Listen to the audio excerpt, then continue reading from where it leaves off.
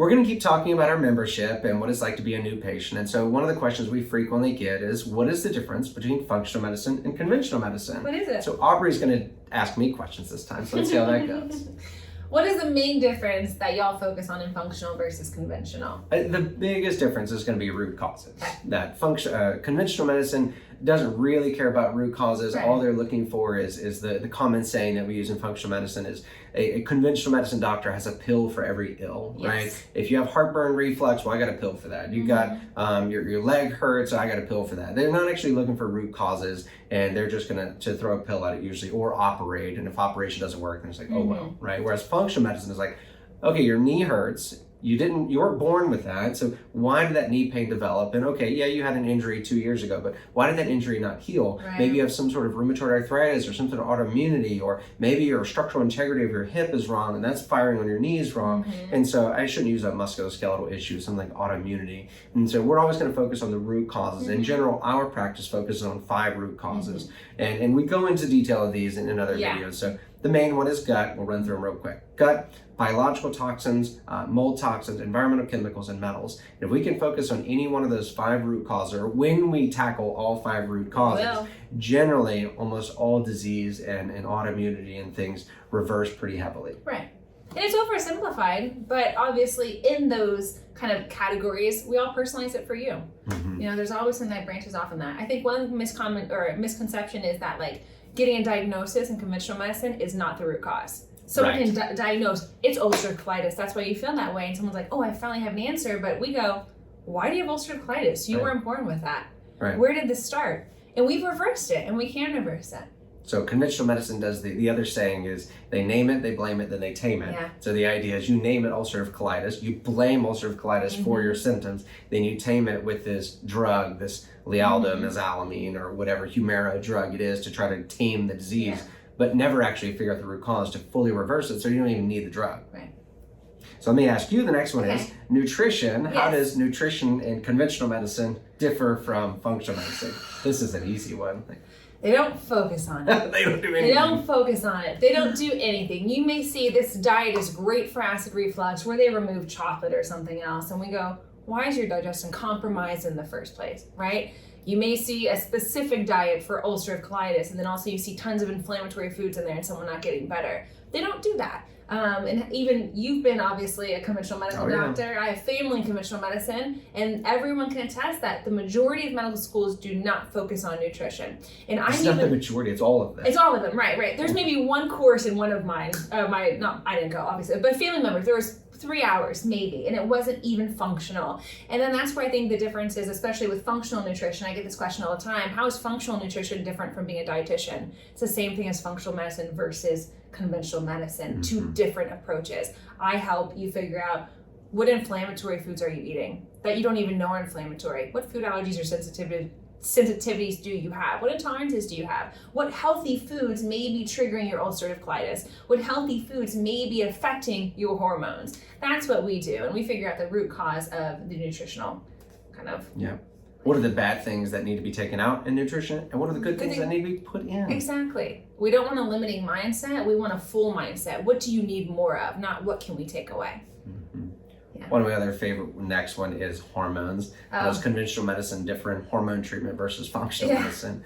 And so in conventional medicine, if you've ever gotten your hormones tested in the conventional medicine world, there's this wide range of hormone, and they're like, oh, my level is 2 point, and the thyroid levels. They rarely even check all the thyroid levels, but they'll do one thyroid level and then be like, oh, it's in the reference range. And you look at the reference range and you're like, that's a huge reference range. Of course you're normal. My other favorite one in the thyroid world is in conventional medicine, they'll say, well, I'm not going to give you thyroid medicine until your TSH is over 5. But if you go over 5 and I start treatment, then I want your TSH less than 2.5.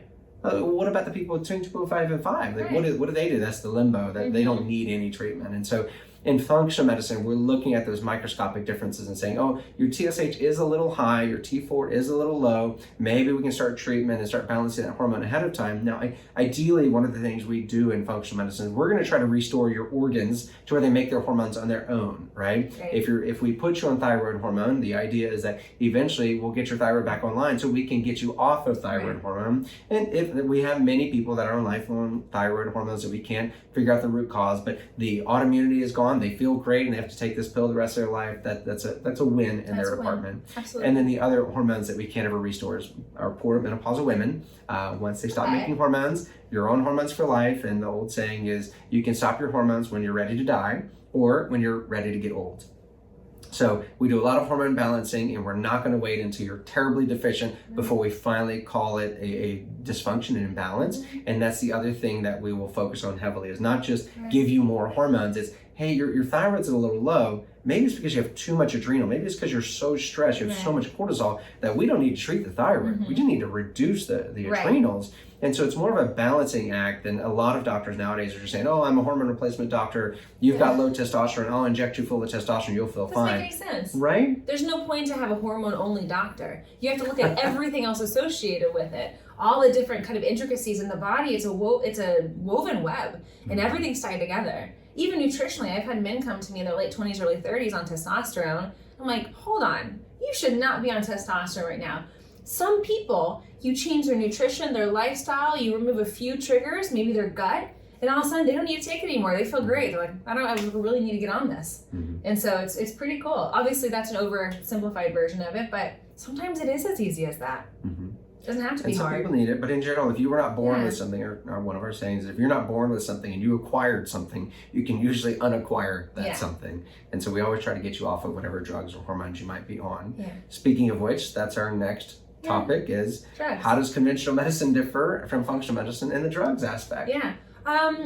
So we like to use pharmaceuticals if needed. We're not going to completely shut them out and say that they're not needed. They're a wonderful Band-Aid for someone who's hurting. If someone is at the worst depression of their life and we figure out the root cause of it, but we put them on an SSRI temporarily so they can get out of that and actually have the motivation to cure their health, then get them off later, that's a win in my book.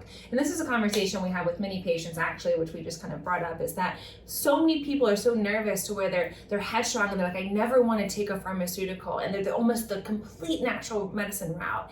And I'm like, we've evolved this way for pharmaceutical to have a purpose. They save your life in emergency situations, right? And sometimes they give you that Band-Aid. They give you that little bit of help until we figure out the root cause, then we get you off of it. The most common drugs we use a lot of autoimmune drugs, because frequently our patients, I should say, they already come to us on those autoimmune drugs, so we're prescribing them. And that's the beauty of having a family medicine doctor, is that luckily I can prescribe pretty much anything that any specialist can already prescribe. So you may not need to go see that specialist. We can just keep you on your regimen, and as we reverse your underlying disease, then we can slowly titrate you off that medicine. And that's nice, because some of our protocols, when you're going through it, sometimes you will have worsenings, and we need those drugs in order to prevent you from feeling too much worse, in order to kind of go over that hurdle and feel better, right? That metaphor of climbing that hill, that those drugs can help you climb that hill sometimes, and until you crest it, then we can get you off of it. But we never use drugs as the sole purpose. We use a lot of vitamins, we use a lot of supplements. That's a big part of it. And the idea is that there's only so much good nutrition you can eat. Let's face it, I am not willing to eat kale for breakfast, lunch, and dinner. There's also an uphill battle. Sometimes your body is in such a big state that nutrition is required, but it's not going to be your magic bullet, your ticket to get out of there. So we do use supplements, and sometimes you'll see this ebb and flow of, we're going to have a surge and we're going to go down to nothing. We're going to have a surge and down to nothing, but they're all methodically placed. There's a reason behind them. We're science-based. So every single supplement we tell you to use has some type of clinical efficacy that we've proven with patients. We've proven it in lab testing. On ourselves. Yeah, on ourselves as well. We've proven it. And so I think that's the major difference. And we want you off those medications at some point. We also don't want you on lifelong supplements. There may be a few. Next question. You were supposed to be asking me questions, but that's okay. I'm not judging or throwing you under the bus in front of everyone on the internet. The next question was genetics. And conventional medicine says genetics, sorry about your bad luck. Like, you're stuck with it.